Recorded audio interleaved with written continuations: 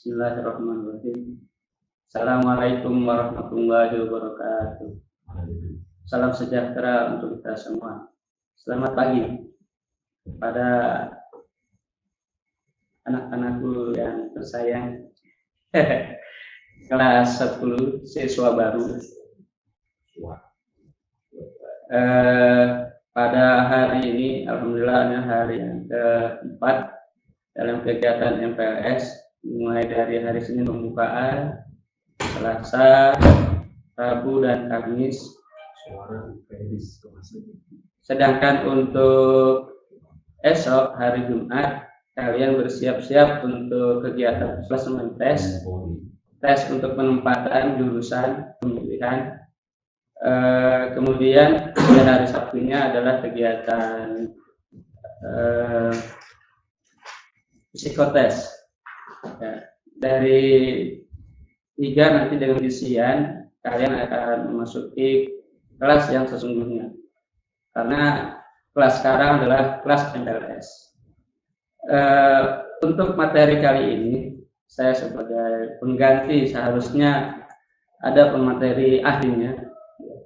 Nah, karena sebagai cadangan dari tim kesiswaan, karena ada kegiatan yang tidak bisa ditinggalkan oleh Bunda Wiwi itu sendiri, yaitu tentang verifikasi data tentang kepala sekolah, karena kita tahu bahwa kepala sekolah kita mengalami rotasi, pergantian kepemimpinan. Materi kali ini yaitu terkait dengan kewirausahaan. Ya, kenapa materi ini ada? Karena memang di tingkat SMA kita harus dibekali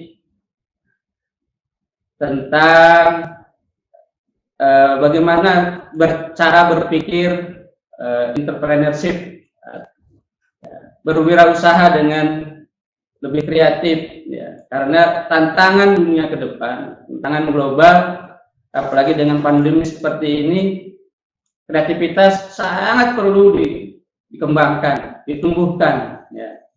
Artinya kita harus lebih eksis, ya. Harus lebih ke depan, ya. Oleh karena itu, karakteristik yang biasanya melekat pada wirausahaan itu banyak sekali. Satu, pertama, dia harus percaya diri. Yang kedua, mempunyai keteguhan hati yang tinggi. Kemudian yang ketiga, mempunyai kekuatan dan tekun. Keempat, memiliki akal daya yang panjang, atau yang kelima, memiliki kemampuan untuk mengambil resiko dengan penuh perhitungan. Yang keenam, dinamis dan memiliki kecakapan pemimpin. Yang ketujuh, seorang wirausahaan itu harus berpikir optimis. 8, kebutuhan akan prestasi. Karena seorang entrepreneur itu, ya, dia akan berpikir ke depan, bagaimana dia akan memiliki prestasi yang lebih baik dari ini. Yang ke-9, memiliki kecakapan dalam banyak hal, memiliki pengetahuan tentang produk, pasar, pemesinan, dan teknologi, serta informasi. Kemudian yang ke-10, sifatnya adalah kreatif, memiliki kemampuan untuk mempengaruhi orang lain, memiliki kemampuan untuk perbaikan dengan orang lain, berinisiatif, fleksibel, tidak kaku seperti ikan ibu kering, ya, tidak. Cerdas, berorientasi pada tujuan yang jelas, memiliki tanggapan yang positif terhadap setiap tantangan, tidak tergantung pada pihak lain, ya, jadi tidak sering impor, ya.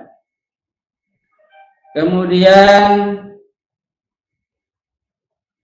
tanggap terhadap saran dan kritikan, jadi tidak kebal terhadap kritikan, ya. Jadi dia tanggap.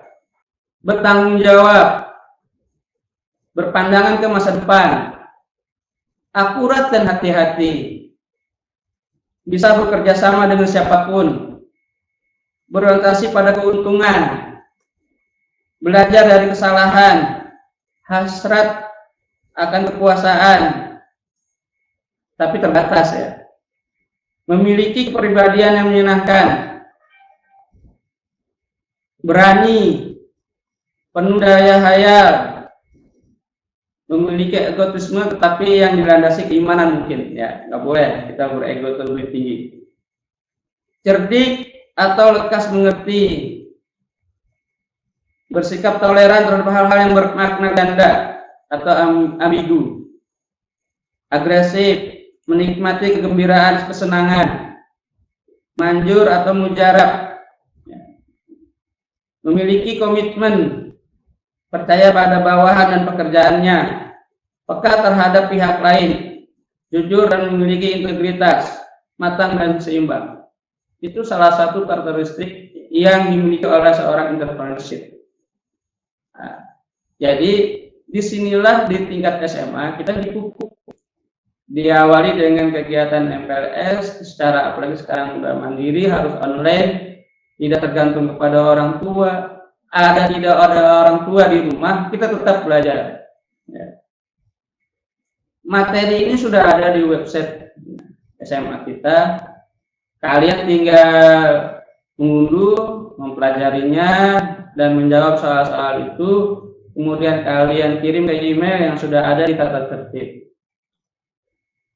Mungkin itu terkait dengan kewirausahaan. Yang jelas materi kewirausahaan ada di SMA 2, yaitu tentang PKU, PKWU. Ini kan kewirausahaan. Bapak pernah mengajar PKWU hanya beberapa tahun ya. Yang kami kembangkan waktu itu adalah membuat bagaimana bikin gantungan kunci dari resin, mencetak dengan resin, kemudian menjualnya pada saat di CFD. Kemudian ada juga budidaya lele dalam ember, ya, disertai dengan tanaman kangkung. Ya. Kemudian pengolahan kolam yang ada di lingkungan sekolah, karena kita punya beberapa kolam ikan yang kita bisa kembangkan. Bagaimana cara memelihara budidaya ikan. Dan banyak hal lain, ya. Bisa pengolahan sampah, karena kita juga punya tempat alat pengolahan sampah. Ya, karena alhamdulillah SMA 2 sudah mengarah ke adiwata mandiri, sehingga ya go green ya, itu moto, dan bahkan ada eskulnya yaitu EGA, teknis go green. Ya. Bagi kalian yang berminat di bidang lingkungan hidup, Anda bisa masuk ke eskul tersebut untuk berpikir sebagai bagaimana hidup dalam bersahabat dengan alam. Dan nanti banyak dijelaskan juga oleh keseluruhan yang lain oleh Pak Ihsan. Ada eskul. Kebetulan saya juga pernah jadi pembina pencinta alam di GMC. Jadi kalian yang berminat mencintai alam lebih detail, ya, naik gunung dalam hal ini, atau menyusuri sungai atau gua, karena Indonesia itu sangat indah, kalian bisa ikut di sana. Atau kalian banyak suka dengan riset, kita juga ada kelompok ilmiah remaja. Jadi kewirausahaan itu banyak, luas, fleksibel, ya, sehingga dengan sikap seperti itu kalian lebih mandiri, lebih dewasa tentunya. Mungkin itu saja materi kali ini. Saya tugaskan kepada kalian, yaitu mengunduh, membaca, mengamati, kemudian menjawab pertanyaan yang ada. Materi itu ada di website, kemudian kalian kirim ke email yang sudah ada di tata tertib. Itu saja, mohon maaf bila ada kata salah. Terima kasih. Assalamualaikum warahmatullahi wabarakatuh.